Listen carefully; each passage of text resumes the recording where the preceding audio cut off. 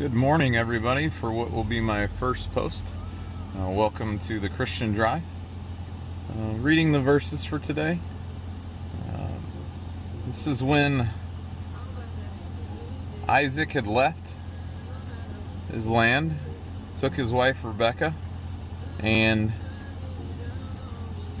he basically said she was his sister so that they wouldn't kill him to get his wife.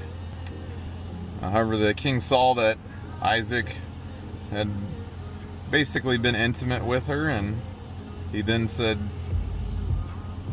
you will be in peace and nobody will touch you and nobody will touch your wife. So Isaac planted crops in the land, and as the verse says, the man got richer and richer by the day until he was very wealthy. He accumulated flocks and herds, many servants, so much that the Philistines began to envy him. They got back at him by throwing dirt, debris into the wells, and his father's servants had dug back up in the days of his father Abraham, clogging up all the wells. Finally, Abimelech told Isaac, "Leave. You've become far too big for us." So let's begin our drive, and let's talk about that.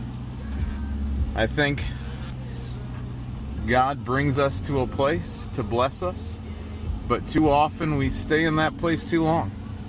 And we have to move forward and we have to move on, and what God's will is that He may give us a more bountiful blessing.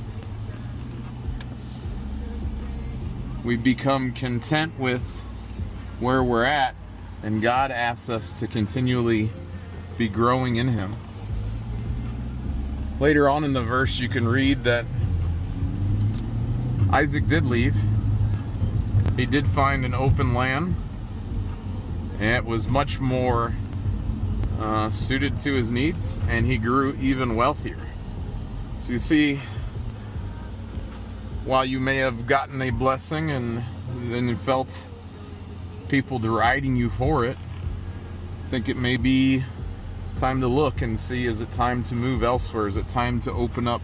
Is it time to move landscapes so that God may continue blessing you and continue His abundance in you, and so that you're not trapped in the same cycles as we continue to grow in God?